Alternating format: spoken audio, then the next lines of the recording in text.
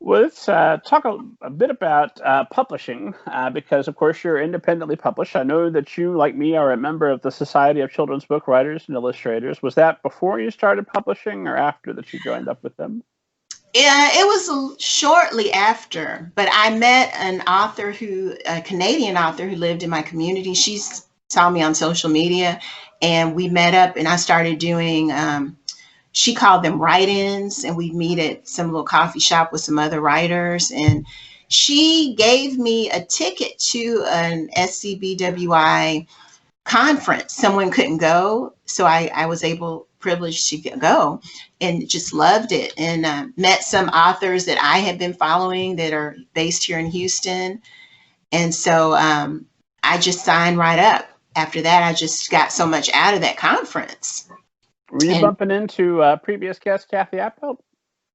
I haven't met her. She's never been at the meeting when I've gone there, but Crystal Allen was there. Are you familiar with her? She wrote the Magnificent Maya Tibbs, and she's coming out with a new book coming out. She was there, and Vanessa Brantley Newton, the illustrator, was one of the speakers there. And Linda Sue Park was the keynote speaker. Are you familiar with her? Oh, sure. Yeah, so we got to meet her. So that was just wonderful. And then just the learnings, even during the time of quarantine, with all those little virtual events they've had and speakers, I've just gotten so much out of that. So I'm happy to be part of that group. And then they also have critique groups and things like that. Have you found much benefit from those? I've gone to, I'm not in an established group now. I had one group I met with a couple times, and then another one.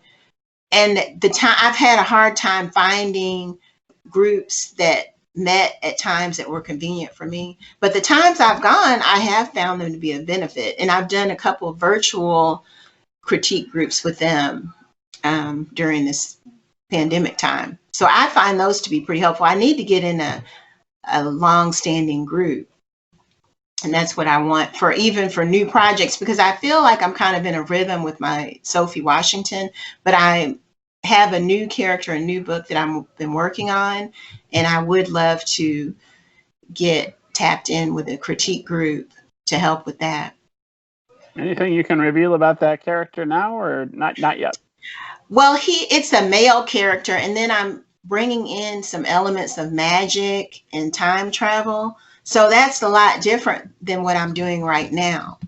So, and I've just been working on that. I'd like to try to pitch that to agents and things, but like you said, I don't know if you said that during the time of this interview, that's very time intensive as well.